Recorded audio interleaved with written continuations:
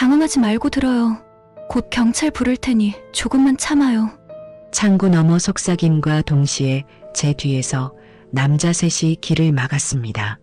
조카 사위는 펜을 제 손에 억지로 쥐어주며 오늘 당장 서명하라 밀어붙였죠. 한 발만 잘못되면 제 집과 평생 모은 돈이 사라질 것 같았습니다. 과연 무슨 일이었을까요? 조직적 사기, 그리고 통쾌한 역전. 지금부터 들려드리겠습니다. 저는 오명자입니다. 68살이죠. 30년 넘게 분식집을 운영하다가 은퇴한 지 5년째 됐습니다. 남편이 떠난 뒤로 혼자 살고 있는데 그래도 규칙적인 생활을 하려고 노력합니다. 매주 수요일마다 동주민센터에 들르는 것도 그런 루틴 중 하나였죠.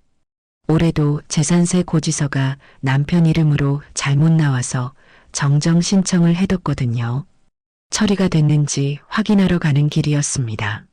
그날도 평소처럼 아침 10시쯤 집을 나섰습니다. 날씨가 제법 쌀쌀해져서 두꺼운 점퍼를 입었죠. 주민센터까지는 걸어서 15분 정도 걸립니다. 천천히 걸으면서 동네 풍경을 둘러보는 게 제 소소한 즐거움이었어요. 주민센터에 도착하니 민원 창구에 장혜린 직원이 앉아 있었습니다. 혜린 씨는 37살 정도 되는 분인데 늘 친절하게 응대해 주셔서 고마운 마음이 들곤 했죠. 어머님 오셨어요. 오늘도 재산세건으로 오신 거죠? 혜린 씨가 반갑게 맞이해 줬습니다. 저는 고개를 끄덕이며 창구 앞 의자에 앉았죠. 네, 처리가 됐는지 확인하러 왔어요. 벌써 몇 주째 오는 것 같은데 언제쯤 정정이 될까요? 제가 묻자 혜린 씨가 컴퓨터를 확인하며 대답했습니다. 조금만 더 기다려주세요. 구청에서 처리 중이라고 하니까 아마 다음 주쯤이면 완료될 것 같아요. 저는 한숨을 쉬었습니다. 남편이 떠난 지 5년이나 됐는데도 아직 등기 이전을 못해서 이런 일이 생기는 거죠. 그때 문득 여동생 순이 생각이 났습니다. 요즘 동생 순이가 내 말은 안 믿고 사위 말만 들어요. 제가 혼잣말처럼 중얼거렸더니 혜린 씨가 걱정스러운 표정을 지었습니다. 무슨 일 있으세요? 아니에요. 그냥 여동생이 요즘 자꾸 제가 깜빡깜빡한다고 하면서 나이 들면 다들 그런 거 아니겠어요? 저는 씁쓸하게 웃었습니다. 최근 순이가 언니 요즘 깜빡하잖아라고 자주 말하던 게 떠올랐죠. 처음엔 그냥 농담인 줄 알았는데 점점 진지하게 말하는 것 같아서 마음이 불편했습니다. 혜린 씨는 제 표정을 살피며 조심스럽게 말했습니다. 어머님, 혹시 불편한 일 있으시면 언제든 말씀해 주세요. 저희가 도와드릴 수 있는 건 최대한 도와드릴게요. 그 말에 마음이 따뜻해졌습니다. 주민센터 직원이 이렇게까지 신경 써주는 게 고마웠죠. 저는 일어서려다가 다시 앉았습니다. 왠지 오늘은 좀 더 있다가 가고 싶었어요. 주민센터 안이 따뜻하기도 했고 혜린 씨와 이야기를 나누는 게 외로움을 달래주는 것 같았거든요. 잠깐만 앉아 있다가 갈게요. 밖이 좀 춥네요. 네, 천천히 계세요. 따뜻한 차라도 한 잔 드릴까요? 혜린 씨가 물었지만 저는 손을 저었습니다. 그냥 이렇게 앉아 있는 것만으로도 충분했죠. 그때였습니다. 혜린 씨의 시선이 제 뒤쪽으로 향했다가 다시 컴퓨터 화면으로 돌아왔어요. 표정이 미묘하게 굳어지는 게 보였죠. 뭔가 이상한 느낌이 들었지만 저는 그냥 피곤해서 그런가 보다 생각했습니다. 혜린 씨는 고개를 살짝 들어 출입문 위쪽을 봤습니다. 거기엔 작은 안내 모니터가 있었는데 대기 중인 사람들의 모습이 비치는 화면이었죠. 저도 무심코 그쪽을 봤지만 별다른 건 보이지 않았습니다. 어머님, 오늘 시장 가실 거예요? 혜린 씨가 갑자기 물었습니다. 평소와 다르게 목소리가 조금 떨리는 것 같았어요. 네, 여기서 나가면 시장 들를 생각이에요. 반찬거리 좀 사야 해서요. 제가 대답하자 혜린 씨가 고개를 끄덕였습니다. 그런데 눈빛이 뭔가 달랐어요. 마치 제게 무언가를 전하려는 것 같은 간절한 눈빛이었죠. 저는 불안한 마음이 들기 시작했습니다.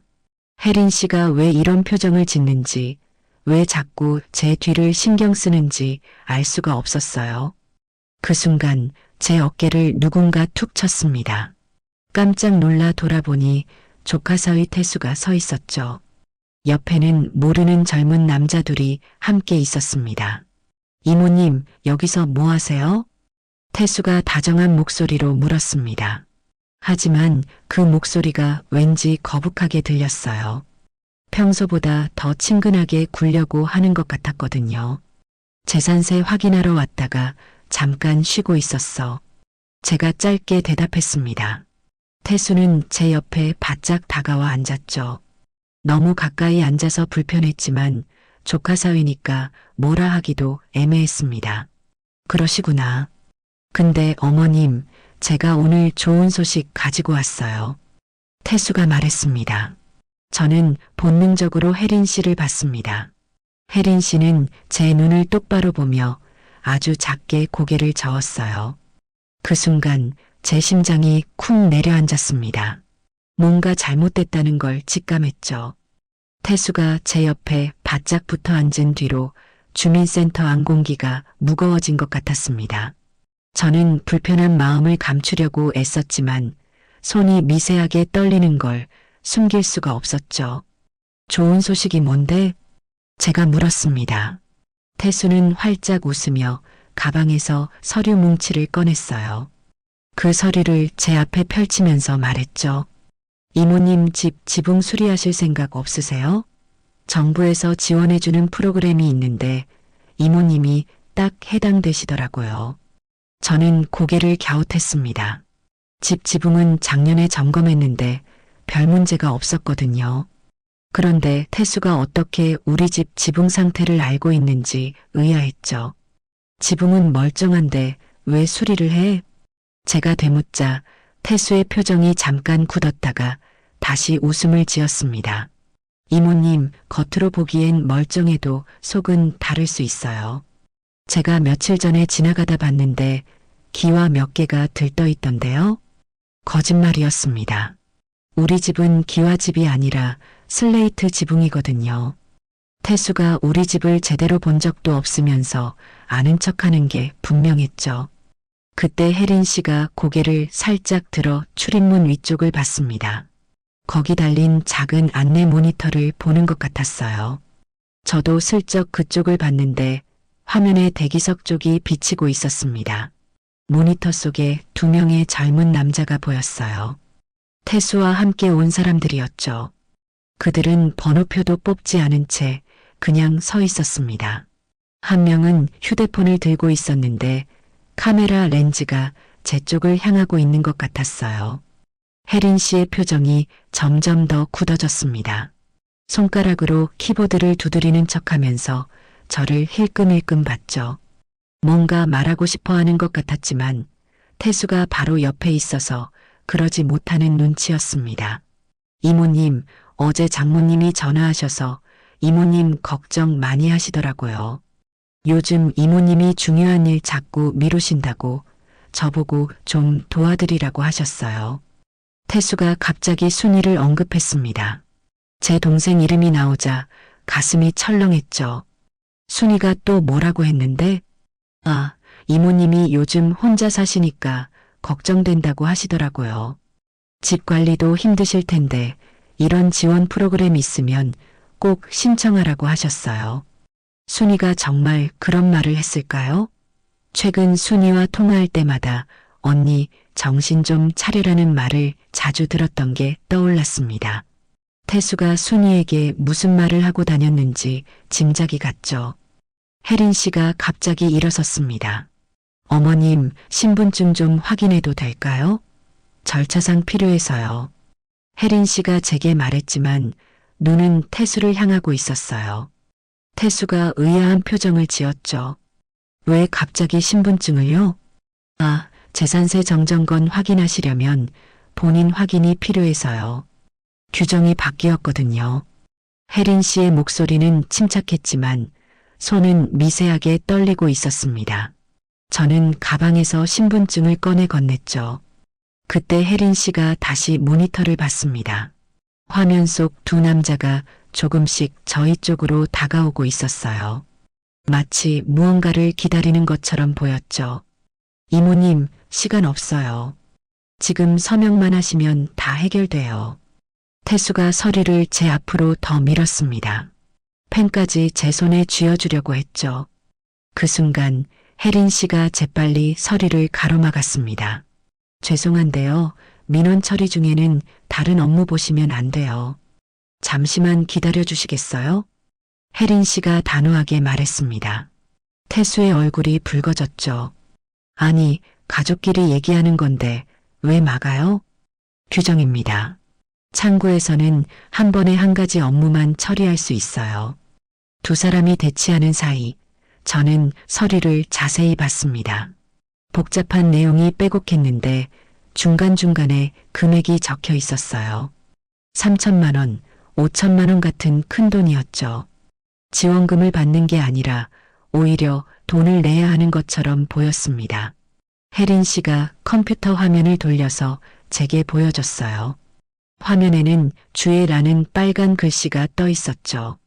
그 아래 작은 글씨로 뭔가 적혀 있었는데 태수 때문에 자세히 읽을 수가 없었습니다. 이모님, 제 말 좀 들어보세요. 태수가 다시 제게 다가왔습니다. 이번엔 제 팔을 잡으려고 했어요. 순간 소름이 돋았죠. 왜 이렇게 급하게 구는 걸까요? 혜린 씨가 재빨리 제 팔을 먼저 잡았습니다.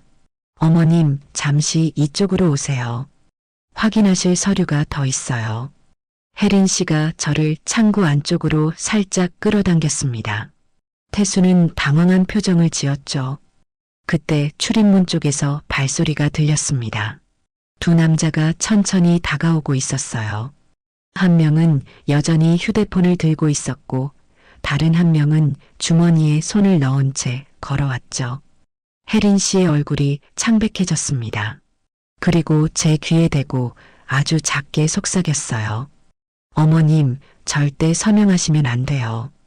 그 말을 들은 순간 제 온몸에 전율이 흘렀습니다. 혜린 씨의 눈빛이 너무나 진지했거든요. 이건 단순한 집수리 계약이 아니었습니다. 태수가 자리에서 벌떡 일어났어요. 이모님, 장모님한테 전화해 볼까요? 꼭 하라고 하셨는데. 태수가 휴대폰을 꺼내 들었습니다. 그리고 스피커폰을 켜려고 했죠. 아마 순위를 통해 저를 압박하려는 것 같았어요. 혜린 씨가 재빨리 말했습니다. 죄송한데요. 민원실에서는 스피커폰 사용이 금지되어 있습니다. 통화하시려면 밖에서 하셔야 해요. 아니, 잠깐만 통화하는 건데 다른 민원인들께 방해가 됩니다. 규정이에요. 혜린 씨가 단호하게 막아섰습니다. 태수의 표정이 점점 더 굳어졌죠. 그리고 두 남자에게 눈짓을 보냈어요. 두 남자가 더 가까이 다가왔습니다. 이제 저희 바로 뒤에 서 있었죠. 압박감이 느껴졌습니다. 마치 도망가지 못하게 막고 있는 것 같았어요. 혜린 씨가 살짝 몸을 돌려 모니터를 다시 봤습니다. 그리고 키보드 아래쪽에 있는 뭔가를 살짝 눌렀어요. 너무 자연스러운 동작이라 태수는 눈치채지 못한 것 같았죠. 이모님, 이거 정말 좋은 기회예요. 놓치면 후회하실 거예요. 태수가 다시 한번 설득을 시도했습니다. 목소리에 초조함이 묻어났어요. 저는 혜린 씨를 봤습니다. 혜린 씨는 고개를 아주 작게 저었어요. 그리고 입모양으로 뭔가를 말했죠. 조금만 기다리세요 같은 말이었던 것 같아요. 주민센터 안이 갑자기 조용해졌습니다. 다른 창고 직원들도 우리 쪽을 슬쩍슬쩍 보고 있었어요. 뭔가 이상한 분위기를 느낀 것 같았죠. 제 심장이 빠르게 뛰기 시작했습니다. 도대체 무슨 일이 벌어지고 있는 걸까요? 태수가 왜 이렇게 서두르는 걸까요? 그리고 혜린 씨는 왜 이렇게 필사적으로 막고 있는 걸까요? 모든 의문이 꼬리를 물고 일어났지만 한 가지는 확실했습니다. 지금 이 상황이 정상이 아니라는 것. 그리고 혜린 씨가 저를 도우려 한다는 것이었죠. 저는 서류를 다시 봤습니다. 위쪽에는 그럴듯한 정보 로고 같은 게 있었어요. 하지만 자세히 보니 뭔가 이상했죠. 색깔이 흐릿하고 글자도 삐뚤삐뚤했거든요. 근데 왜 돈을 내야 하는 거야? 여기 3천만 원이라고 적혀 있잖아. 제가 물었습니다. 태수가 당황한 표정을 지었다가 다시 웃음을 지었어요. 아, 그건 공사비 전체 금액이고요.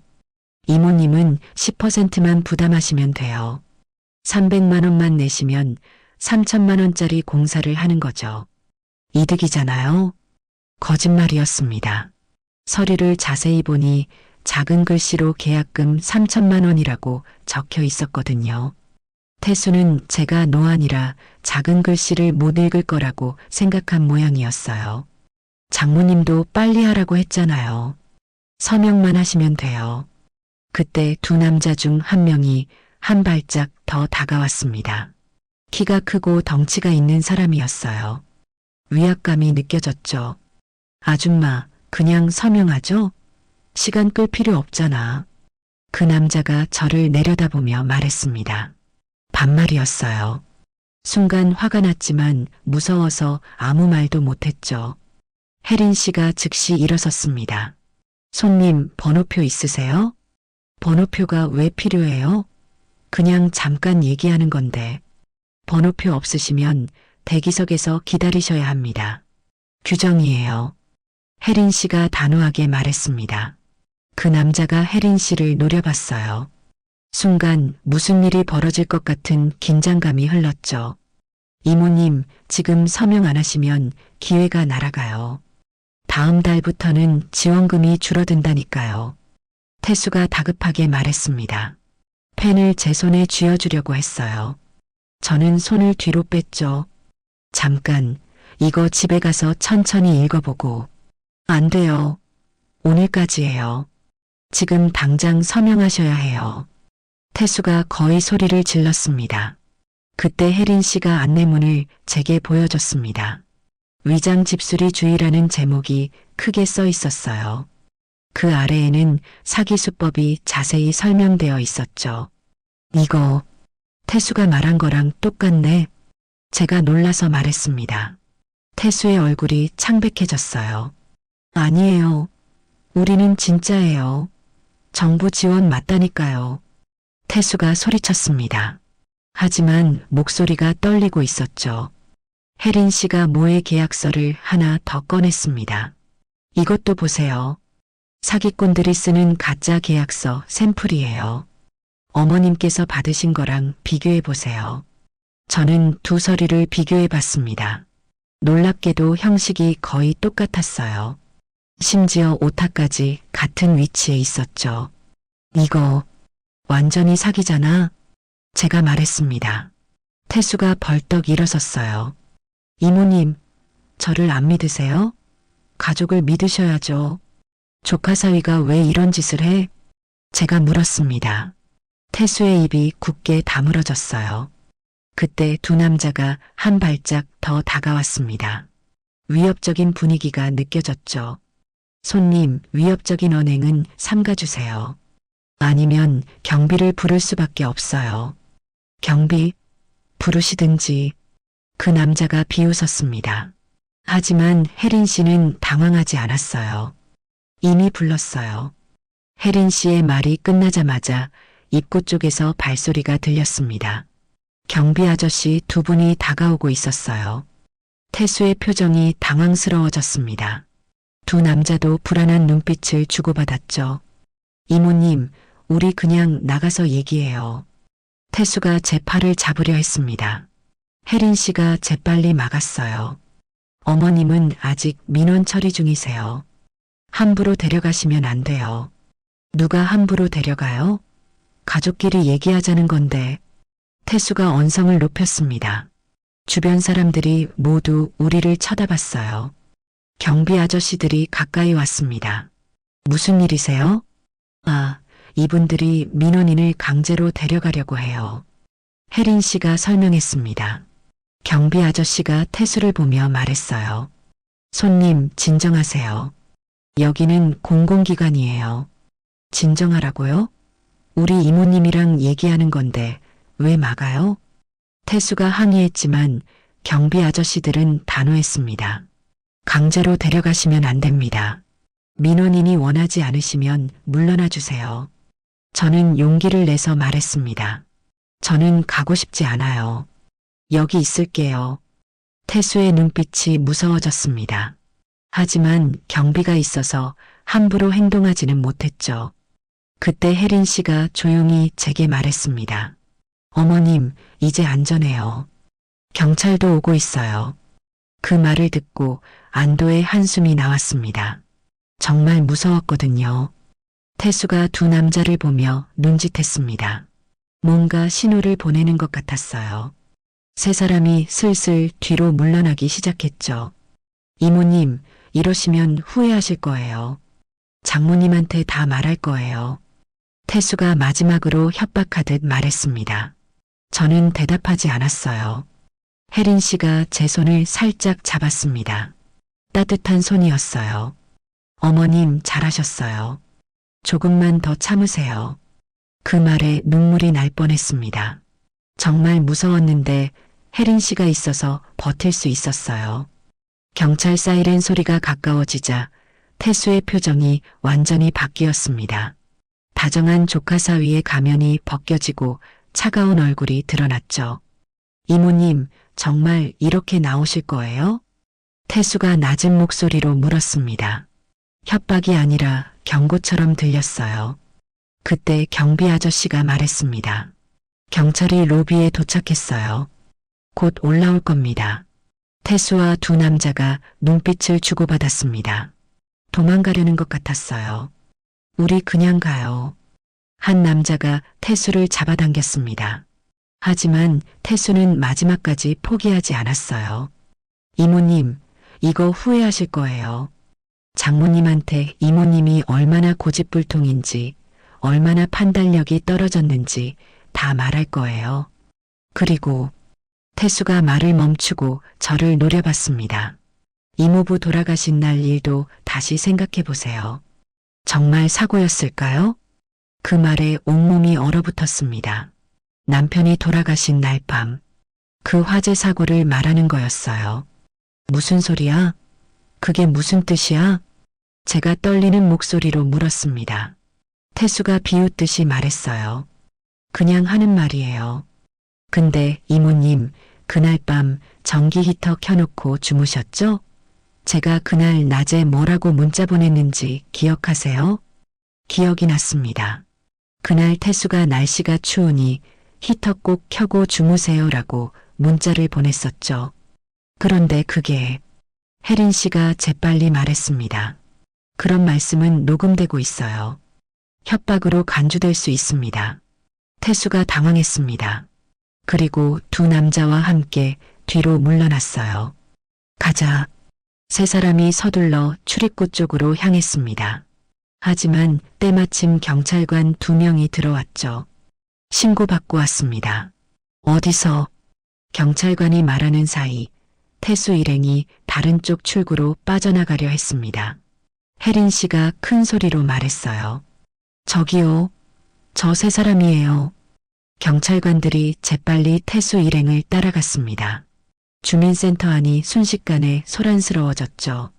저는 다리에 힘이 풀려 의자에 주저앉았습니다. 너무 무서웠어요.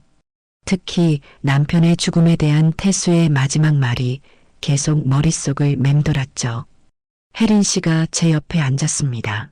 어머님, 괜찮으세요? 물 좀 드릴까요? 괜찮아요.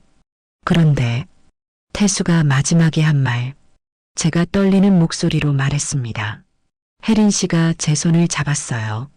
지금은 너무 충격받지 마세요. 경찰이 다 조사할 거예요. 그 말에 조금 안심이 됐습니다.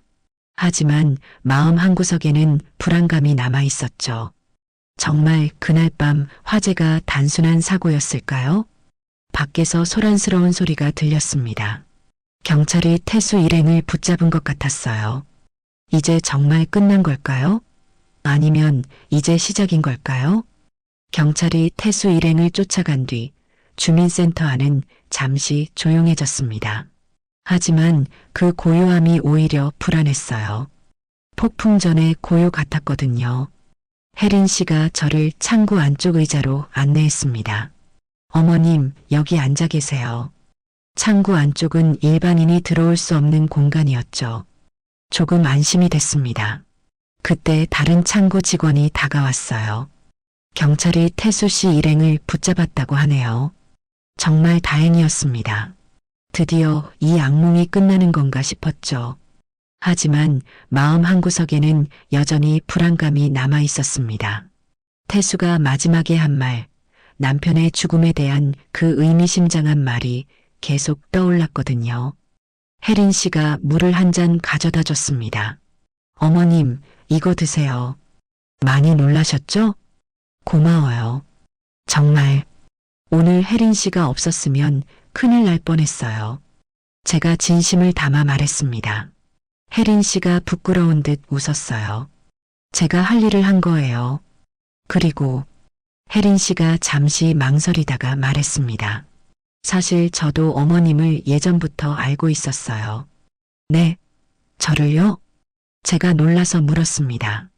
혜린 씨가 고개를 끄덕였어요. 나중에 따로 말씀드릴게요. 지금은 이 상황부터 정리하고요. 무슨 말인지 궁금했지만 지금은 그럴 때가 아니었죠. 밖에서 또 발소리가 들렸습니다. 이번엔 경찰이었어요. 2명의 경찰관이 들어왔죠. 신고하신 분이 어디 계세요? 혜린 씨가 손을 들었습니다. 여기요. 이분이세요.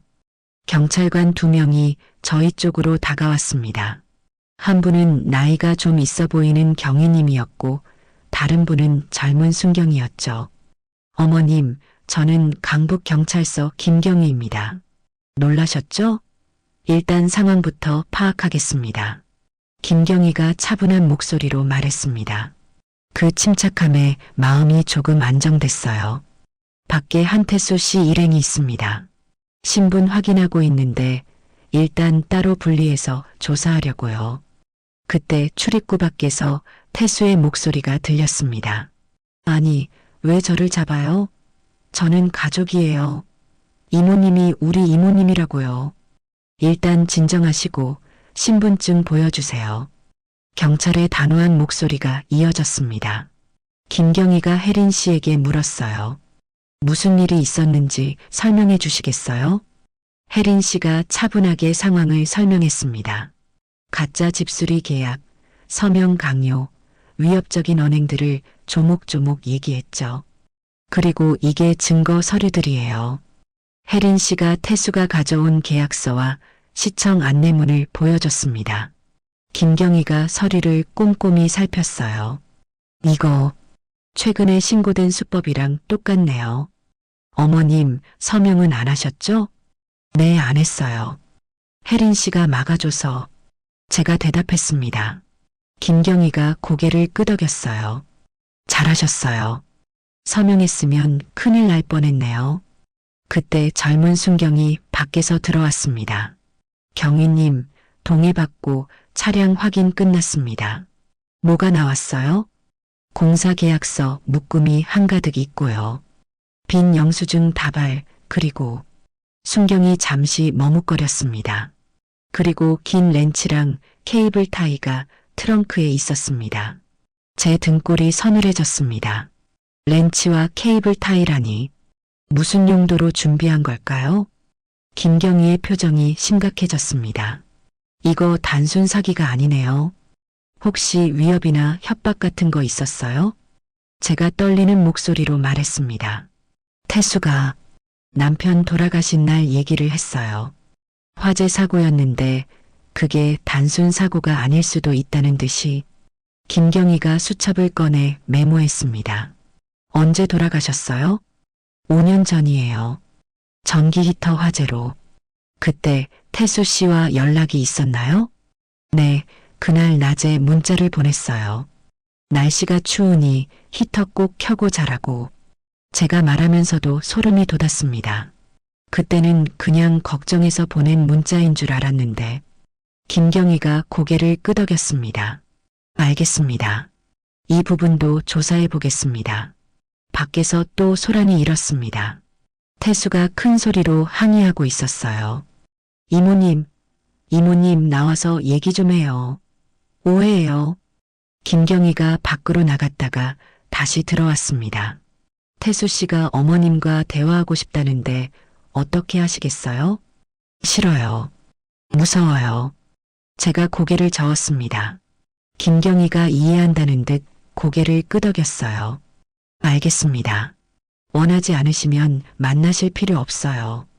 그때 안전점검반 직원 2명이 들어왔습니다. 시청에서 온 것 같았어요. 저희는 시청 안전점검반입니다. 불법 계약 관련해서 서류 확인하러 왔어요. 혜린 씨가 서류들을 건네줬습니다. 안전점검반 직원이 서류를 살피며 고개를 저었어요. 완전히 불법이네요. 허가번호도 가짜고 도장도 위조예요. 이거 여러 건 있을 것 같은데. 네, 차에서 비슷한 계약서가 수십 개 나왔어요. 순경이 설명했습니다. 안전점검반 직원의 표정이 굳어졌어요. 이거 조직적인 범죄네요. 경찰서에서 정식 조사 들어가야겠어요. 김경희가 저에게 말했습니다. 어머님, 일단 태수 씨 일행은 연행하겠습니다. 나중에 조서 작성하러 경찰서 한번 오셔야 해요. 네, 알겠습니다. 그때 밖에서 여자 목소리가 들렸습니다. 순이었어요. 언니, 언니 무슨 일이야? 순이가 헐레벌떡 뛰어들어왔습니다. 얼굴이 창백했죠. 태수가 연행된다고? 무슨 일이야 언니? 순이가 제 팔을 잡았습니다. 눈에 눈물이 고여 있었어요. 순이야. 언니, 태수가 뭘 잘못했어? 설명 좀 해줘. 순이의 목소리가 떨렸습니다. 저는 무슨 말부터 해야 할지 몰랐어요. 혜린 씨가 조심스럽게 설명했습니다. 태수 씨가 어머님께 사기 계약을 강요했어요. 집수리 지원을 빙자한 사기예요. 사기? 그럴 리 없어. 태수는 그런 사람이 아니야. 순이가 믿지 못하겠다는 표정을 지었습니다. 김경희가 서류를 보여줬어요. 이게 증거예요. 차량에서도 같은 서류가 대량으로 나왔고요. 순이의 얼굴에서 혈기가 빠졌습니다. 서류를 보는 손이 떨렸어요. 이게 정말이야? 보고도 못 믿겠니? 제가 조심스럽게 말했습니다. 순이의 눈에서 눈물이 흘렀어요. 언니, 미안해. 내가 태수 말만 믿고. 순이가 갑자기 주저앉았습니다. 충격이 너무 컸나 봐요. 밖에서 태수가 연행되는 소리가 들렸습니다. 장모님, 장모님, 오해해요. 제 말 좀 들어보세요.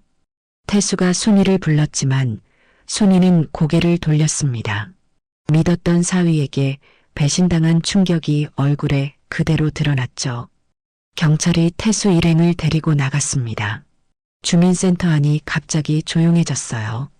안전점검반 직원이 말했습니다. 어머님, 혹시 피해 보신 게 있으면 신고하세요. 피해 회복 절차 도와드릴게요. 네, 감사합니다. 원본과 도구는 경찰이 받아 조사에 넘겼습니다. 순이가 제 손을 잡았습니다. 언니, 정말 미안해. 내가 바보였어. 태수가 언니를 욕하고 다녀도 그냥 믿었어. 언니가 정신이 오락가락한다는 말도. 괜찮아. 너도 속은 거야. 제가 순이를 안아줬습니다. 순이가 제 품에서 흐느꼈어요. 혜린 씨가 조용히 물을 가져다 줬습니다. 이제 안전해요. 다 끝났어요. 경찰이 태수 일행을 연행한 뒤 김경희가 다시 들어왔습니다. 표정이 심각했어요. 어머님, 일단 센터 CCTV 확인했습니다. 태수 씨가 어머님을 강요하고 위협한 장면이 다 찍혀 있어요. 그리고 수첩을 펼쳐 보여줬습니다. 같은 동네에서만 어르신 8분이 비슷한 수법으로 계약했다가 큰 돈을 잃으셨어요.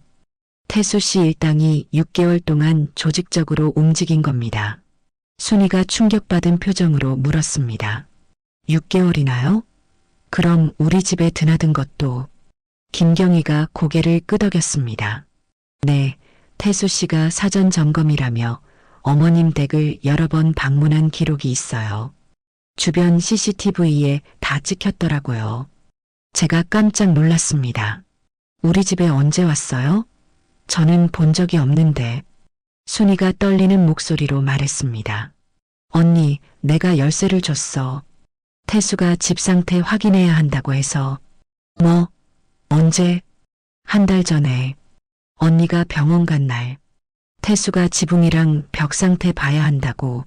순이가 울먹였습니다. 저는 소름이 돋았어요. 제가 없을 때 태수가 집에 들어왔다니. 김경희가 태블릿을 꺼내 영상을 보여줬습니다. 이게 그날 영상이에요. 태수 씨가 집에 들어가서 서랍을 뒤지고 있네요.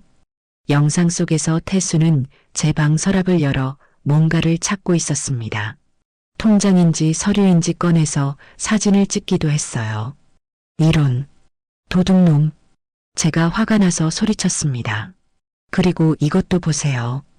김경희가 다른 영상을 보여줬습니다. 우리 집 현관 앞이었어요. 태수가 현관 비밀번호를 누르고 있었죠. 순희 씨가 비밀번호를 알려준 건가요? 네. 미안해 언니. 나는 가족이니까 괜찮을 줄 알았어. 순희가 고개를 숙였습니다. 그때 젊은 순경이 들어왔습니다. 경희님, 태수 씨 휴대폰 확인동에 받았습니다.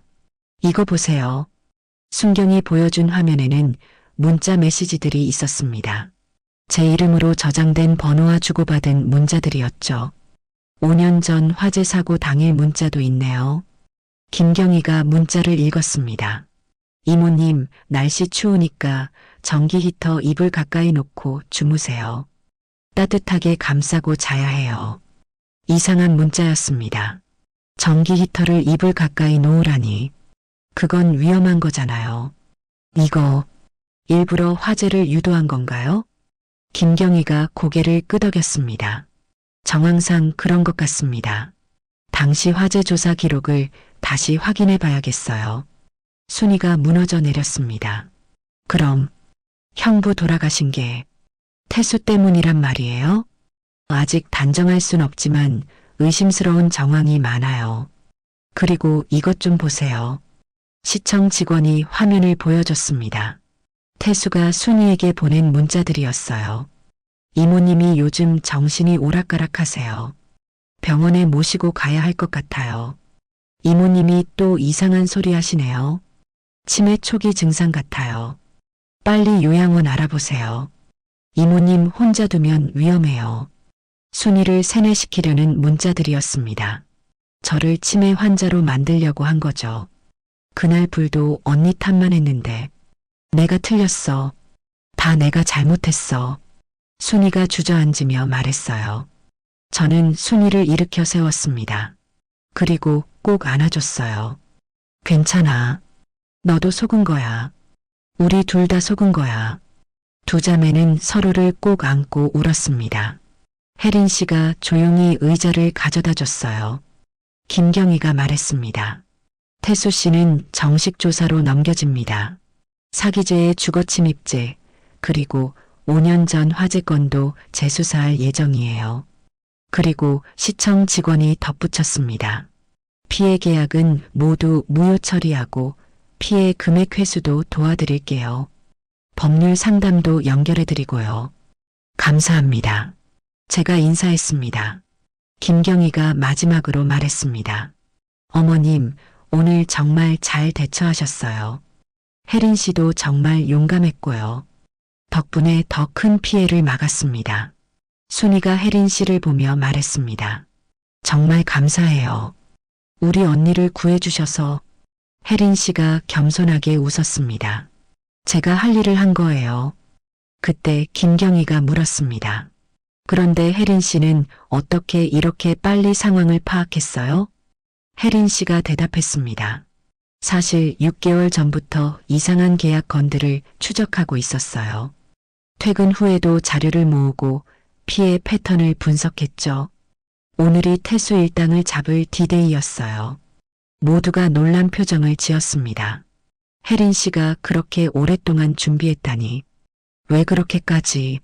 제가 물었습니다. 혜린 씨가 잠시 망설이다가 말했어요. 사실은 제게 특별한 이유가 있어요. 하지만 그건 나중에 따로 말씀드릴게요. 순이가 제 손을 꼭 잡았습니다. 언니, 이제 집에 가자. 오늘 내가 언니 집에서 잘게. 혼자 있기 무서울 것 같아. 그래, 같이 가자. 저는 순이와 함께 일어섰습니다. 오늘의 악몽 같은 사건이 드디어 끝났어요. 하지만 혜린 씨를 보니 뭔가 더 할 말이 있는 것 같았습니다. 그 사연이 무엇일지 궁금했죠. 혜린 씨, 내일 다시 올게요. 그때 얘기 들려주세요. 네, 어머님. 내일 뵙겠습니다. 혜린 씨가 밝게 웃었습니다. 그 미소에 뭔가 특별한 의미가 담겨 있는 것 같았어요. 다음 날 아침 저는 순이와 함께 다시 주민센터를 찾았습니다. 어제의 충격이 아직 가시지 않았지만 혜린 씨가 들려줄 이야기가 궁금했어요. 혜린 씨가 우리를 보자 환하게 웃으며 맞이했습니다. 어머님 오셨어요. 어제 잘 주무셨어요? 덕분에 무사히 잤어요. 순이가 옆에 있어서 든든했고요. 저는 혜린 씨를 보며 물었습니다. 그런데 어제 하려던 얘기가 뭐예요? 혜린 씨가 잠시 망설이다가 조심스럽게 입을 열었습니다.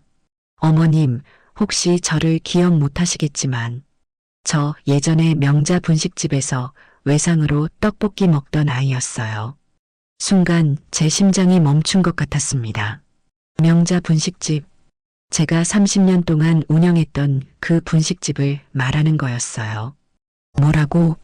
너가 그 아이라고? 제 목소리가 떨렸습니다. 기억이 하나둘 떠오르기 시작했어요.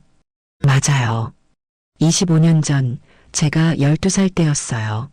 엄마가 아프셔서 병원비 때문에 너무 가난했죠. 학교 끝나고 매일 분식집에 갔었어요. 혜린 씨의 눈가가 촉촉해졌습니다. 어머님께서 매번 떡볶이를 외상으로 주셨잖아요. 나중에 크면 갚아라고 하시면서 기억났습니다. 마른 체구에 큰 눈을 가진 여자아이. 교복이 낡아서 여기저기 기운 자국이 있었죠. 배고픈 것 같아서 늘 떡볶이를 한 그릇 더 담아줬던 기억이 났어요. 그때 겨울에 내복도 사주셨어요. 제가 추워서 떨고 있으니까 아무 말 없이 쇼핑백을 하나 주셨죠. 집에 가서 열어보니 새 내복이랑 목도리가 들어있었어요. 혜린 씨가 눈물을 닦았습니다. 그리고 엄마가 돌아가셨을 때, 그때 장례식장에 제가 기억을 더듬었습니다. 혜린이 어머니가 암으로 돌아가셨을 때 저는 조문을 갔었어요. 그리고 조의금 봉투에 얼마 안 되지만 돈을 넣어서 줬었죠. 어머님께서 오셨을 때 저는 정말 세상에 혼자가 아니구나 싶었어요. 그리고 장례식 끝나고 학교 급식비도 몰래 내주셨잖아요. 어떻게 알았어? 담임 선생님이 나중에 말씀해 주셨어요. 어머님께서 1년치 급식비를 한 번에 내셨다고. 순이가 놀란 표정으로 저를 봤습니다. 언니가 그런 일을? 저는 부끄러워서 고개를 숙였습니다. 그냥 애가 너무 불쌍해서 엄마도 없는데 밥은 먹어야 하잖아. 혜린 씨가 계속 말했어요. 고등학교 졸업할 때까지 어머님께서 계속 도와주셨어요. 대학 장학금 추천서도 써주시고. 그런데 왜 인사를 안 했어? 취직하고 나서 제가 물었습니다. 혜린 씨가 미안한 표정을 지었어요. 찾아뵙고 싶었는데 분식집이 없어졌더라고요.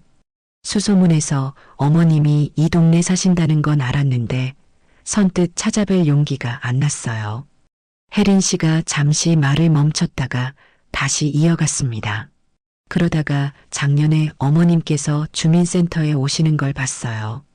처음엔 인사드리려다가 그냥 조용히 도와드리고 싶었어요. 그래서 6개월 동안, 네, 어머님을 위험에 그냥 둘 수 없다고 생각했어요. 어머님은 제 은인이시니까요. 혜린 씨가 가방에서 뭔가를 꺼냈습니다. 낡은 노트였어요. 이거 제 일기장이에요. 여기 보세요. 일기장을 펼치니 삐뚤빼뚤한 글씨로 이렇게 적혀 있었습니다. 오늘도 명자 아줌마가 떡볶이를 2그릇 주셨다. 하나는 지금 먹고 하나는 집에 가져가라고. 엄마한테 드릴 수 있어서 좋았다. 나중에 크면 꼭 은혜를 갚을 거다. 제 눈에서 눈물이 흘렀습니다. 혜린아, 어머님, 제가 6개월 동안 퇴근하고 나서도 쉬는 시간에도 계속 자료를 모았어요. 태수 일당이 어머님한테 접근한다는 걸 알고 오늘이 디데이가 될 거라고 예상했죠. 순이가 혜린 씨의 손을 잡았습니다. 정말 감사해요. 언니를 구해주셔서. 그때 혜린 씨가 문 쪽을 봤습니다. 아, 소개할 사람이 있어요. 문이 열리고 작은 여자아이가 들어왔습니다. 7살쯤 되어 보이는 귀여운 아이였어요. 고은아, 이리 와. 혜린 씨가 아이를 불렀습니다. 아이가 수줍게 다가왔어요. 어머님, 제 딸이에요. 이름은 고은이에요. 고은이? 네, 은혜의 은자를 썼어요. 어머님께 받은 은혜를 잊지 않겠다는 의미로요. 제가 놀라서 아이를 봤습니다. 고은아, 할머니께 인사드리자. 이분이 엄마가 늘 얘기하던 은인이셔. 아이가 제게 다가와 손을 잡았습니다. 할머니, 엄마가 할머니 얘기 많이 했어요. 떡볶이 만들어주신 할머니라고. 제 눈에서 또 눈물이 났습니다. 이렇게 작은 손이 제 손을 잡아주는 게 얼마나 따뜻한지. 할머니가 떡볶이 다시 만들어줄게. 우리 고은이 떡볶이 좋아하니? 네, 좋아해요. 아이가 환하게 웃었습니다. 혜린 씨가 말했습니다. 어머님, 이제 저희가 어머님을 지켜드릴게요. 혼자가 아니세요. 순이도 제 팔을 꼈습니다. 맞아, 언니. 이제 우리가 다 함께야. 저는 혜린 씨와 고은이 그리고 순이를 번갈아 봤습니다. 남편이 떠나고 혼자라고 생각했는데 이렇게 많은 사람이 제 곁에 있었어요. 혜린아, 그동안 정말 고생했구나. 나를 위해서 그렇게까지. 아니에요, 어머님. 어머님께서 저한테 해주신 것에 비하면 아무것도 아니에요. 혜린 씨가 제 손을 꼭 잡았습니다. 어머님이 뿌리신 씨앗이 이렇게 돌아온 거예요. 선한 일은 반드시 돌아온다고 믿어요. 고은이가 제 무릎에 앉았습니다. 할머니, 이제 우리 자주 만나요. 그래, 자주 만나자. 제가 고은이를 안았습니다. 작고 따뜻한 체온이 전해졌어요. 혜린 씨가 말했습니다. 어머님, 제가 어릴 때 약속 기억하세요? 크면 꼭 갚겠다고 했잖아요. 그런 거 갚는 게 아니야. 아니에요. 이제 제가 갚을 차례예요. 어머님께서 저한테 해주신 것처럼 저도 똑같이 해드리고 싶어요. 순이가 눈물을 닦으며 말했습니다. 언니, 좋은 일 했네. 그게 이렇게 돌아왔어. 저는 가슴이 벅차올랐습니다. 작은 친절이 이렇게 큰 구원이 되어 돌아올 줄은 몰랐어요. 혜린아, 정말 고마워. 내가 있어서 오늘 내가 살았어. 어머님 덕분에 제가 여기까지 올 수 있었어요. 우리는 서로를 꼭 안았습니다. 25년의 세월을 뛰어넘은 포옹이었죠. 고은이가 우리를 보며 웃었습니다. 엄마랑 할머니랑 다 같이 안아요. 우리 모두가 웃으며 서로를 안았습니다. 주민센터 직원들도 우리를 보며 미소 지었어요. 이것이 진짜 가족이구나 생각했습니다. 피로 이어지지 않아도 마음으로 이어진 진짜 가족. 그 다음 수요일 저는 평소처럼 주민센터로 발걸음을 옮겼습니다. 민원 창구에 앉아 혜린 씨가 먼저 미소를 지었습니다. 밝되 지나치지 않은 표정이었죠. 저는 자연히 숨을 골랐습니다. 긴 하루를 여럿이 나눠드는 기분이랄까요? 오늘 확인해야 할 건 분명했습니다. 남편 이름으로 나오는 재산세 고지서 정정 진행 상황이죠. 저는 서류 봉투를 가방에서 꺼내 조심스레 올려놨습니다. 손끝이 덜 떨렸습니다. 이유는 간단합니다. 혼자가 아니었으니까요. 혜린 씨가 화면을 확인하고 천천히 고개를 끄덕였습니다. 목소리는 또렷했습니다. 어머님, 구청에서 서류 보완 요청이 왔는데요. 지난주에 내신 사본이 아주 조금 흐리게 나와서 그래요. 오늘 원본 다시 확인만 하면 정리될 것 같습니다. 그럼 이제 끝이 보이는 거네. 네, 다음 주면 결과가 나올 확률이 큽니다. 등기 이름 바꾸는 절차도 안내해 드릴게요. 숨이 길게 빠져나왔습니다. 남편이 떠나고도 계속 남편 이름으로 오던 우편물들, 그 봉투를 볼 때마다 가슴에 덩어리가 박히곤 했죠. 이젠 그 덩어리를 조금씩 헤집어 꺼내는 중입니다. 늦었지만 돌아가신 사람 앞에서 제가 할 몫을 차근차근 하고 있습니다. 순이가 제 옆에서 슬며시 제 손등을 쓸었습니다. 말은 짧았습니다. 언니, 내가 함께 할게. 그 말이면 충분했습니다. 저는 고개를 끄덕였죠. 창구 한켠으로 김경희의 연락이 도착했습니다. 혜린 씨가 제게 내용을 요약해 주었습니다. 태수 일당은 정식 조사를 받고 있고 주민센터와 시장 일대에서 모은 영상과 서류는 증거 목록에 올랐다고 했습니다. 오랜 시간 이어진 사기에 대해 피해자 조사도 차례로 진행 중이라 했고요. 5년 전 우리 집 화재 건은 기록을 다시 들여다보는 중이라고 덧붙였습니다. 단정은 없고 서두름도 없었습니다. 저는 그 점이 오히려 안심이 됐습니다. 조사는 원래 그래야 하니까요. 차분히 사실대로 한 걸음씩. 저는 조용히 답했습니다. 수고가 많네. 진실만 밝혀지면 돼. 혜린 씨가 고개를 숙여 받아 적었습니다. 그 모습이 든든했습니다. 조카에게서도 소식이 왔습니다. 가족들이 함께 찾아간 상담센터에서 절차 안내를 받았고 태수와의 이혼을 정식으로 진행하기로 했답니다. 저는 전화기 너머로 너는 잘못 없다. 너도 속은 거다라고 말했습니다. 아이가 꾹꾹 참던 울음을 터뜨렸죠. 마음이 무너졌지만 이번엔 울음을 함께 받쳐줄 사람들이 곁에 많았습니다. 그 사실이 큰 버팀목이었습니다. 민원 처리가 마무리되자 혜린 씨가 작은 종이를 내밀었습니다. 등기 이름 변경 순서, 준비물, 처리 기간, 문의처가 손글씨로 정갈하게 정리된 종이였죠. 저는 그 종이를 손바닥으로 쓸어가며 고개를 끄덕였습니다. 글씨가 참 반듯하네. 어릴 때 공책을 많이 받았어서 그래요. 짧은 대답 속에 지난날의 시간이 스쳤습니다. 떡볶이 냄새가 코끝을 스치는 듯 했습니다. 고은이가 의자에 앉아 발을 달랑달랑 흔들었습니다. 눈이 반짝였습니다. 할머니, 오늘 시장 가요? 그럼 가야지. 우리 고은이 좋아하는 어묵도 사야 하고. 아이의 웃음이 둥글게 번졌습니다. 웃음소리는 사람을 살립니다. 저는 그 사실을 다시 배웠습니다. 센터를 나서자 겨울 햇살이 유리에 부딪혀 반짝였습니다. 시장 길목은 분주했죠. 생선 손질하는 칼소리, 국수 삶는 김, 호떡 굽는 달콤한 향이 뒤섞여 골목을 채웠습니다. 상인들이 어머니 오셨어요 하고 인사를 건넸고 저는 자주 가는 반찬 가게에서 미역줄기와 연근을 조금 집었습니다. 덤으로 무생채를 받았죠. 오늘은 덤이 후하네. 어르신 얼굴 보니 기분이 좋아요. 짧은 농담이 오갔습니다. 사는 일은 이런 대화로 버텨집니다.